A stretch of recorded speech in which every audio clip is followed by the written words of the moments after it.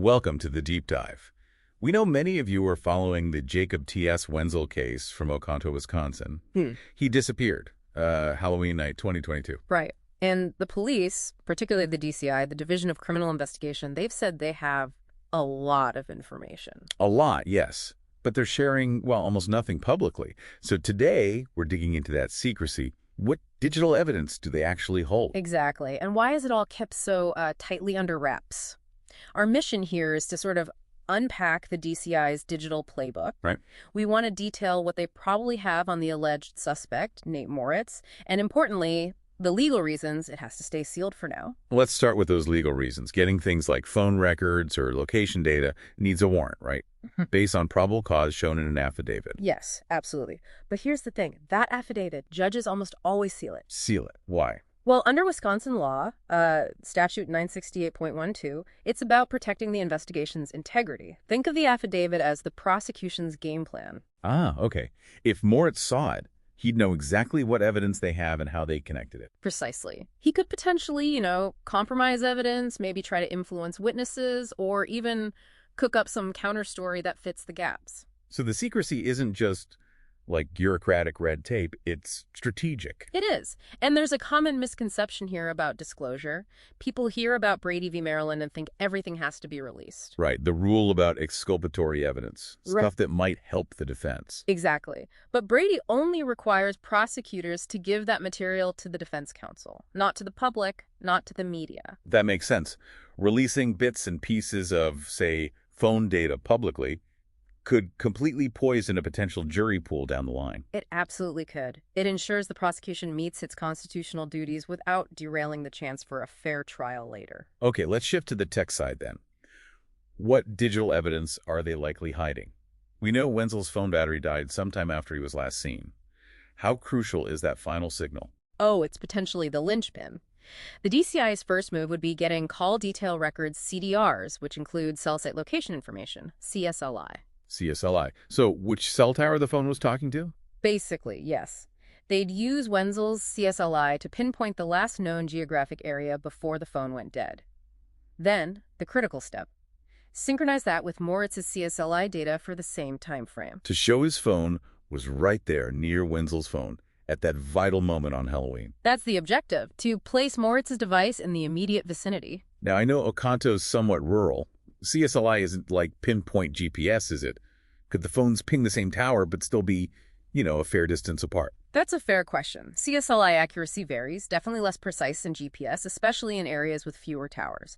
But DCI analysts are trained for this. They could account for that. They use triangulation, signal strength, propagation models. Even if it's not down to the exact foot, synchronized CSLI makes it very difficult for Moritz to claim he was, say, miles away when Wenzel disappeared. It establishes proximity.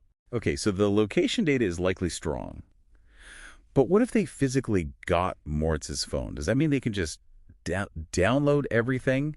Even stuff unrelated to that specific night? Now you're hitting on something really interesting. If they seized the phone, the DCI's Digital Forensics Unit, the DFU, would likely do a full extraction. And the key precedent here is Wisconsin v. Birch. Wisconsin v. Birch, what does that allow? It's quite expansive. It essentially allows the DFU to image the entire phone, everything on it, and importantly, retain that data indefinitely. Indefinitely. So not just data from around October 31st? Nope.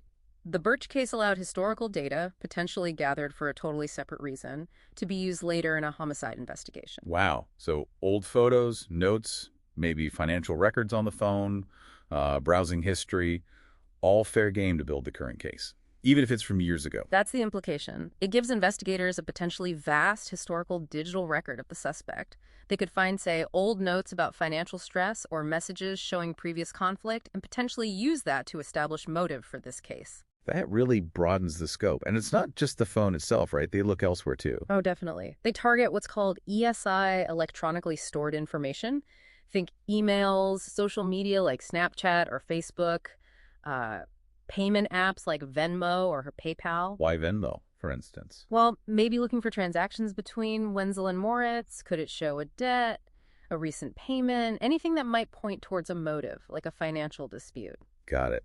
And all this digital stuff, the CSLI, the phone data, the Venmo records, it all has to be handled carefully to be used in court, doesn't it? I saw WSEL mentioned. Right, that's the Wisconsin State Crime Laboratory. They're crucial for maintaining the chain of custody, making sure the digital evidence is preserved exactly as it was collected, no tampering. And how do they prove in court that, say, a text message record is real? They typically use something called the business records exception to the hearsay rule. Okay, what does that mean in plain English? It basically means the record is reliable because it was made in the regular course of business. Your phone provider automatically logs calls and texts. Venmo automatically logs transactions. It wasn't created specifically for the investigation. So the DCI just needs to show the record was generated normally and kept properly by the WSCL. Exactly. They authenticate it, prove it's trustworthy, and then it can come into evidence. So putting it all together for you listening, the DCI is likely sitting on a pretty comprehensive digital picture. Location data, putting Moritz near Wenzel, potentially a full forensic image of Moritz's phone, thanks to Birch, plus authenticated messages and financial trails, all legally sealed. Yes. The sealing protects the investigation now and aims for a fair trial later.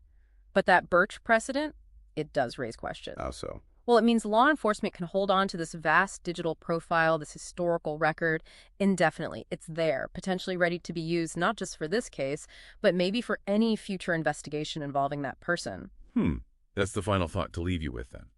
While the secrecy makes sense for the current Wenzel case, what does the power granted by Wisconsin v. Birch mean for our digital lives and privacy in the long run, even long after a specific case is closed? Something to think about.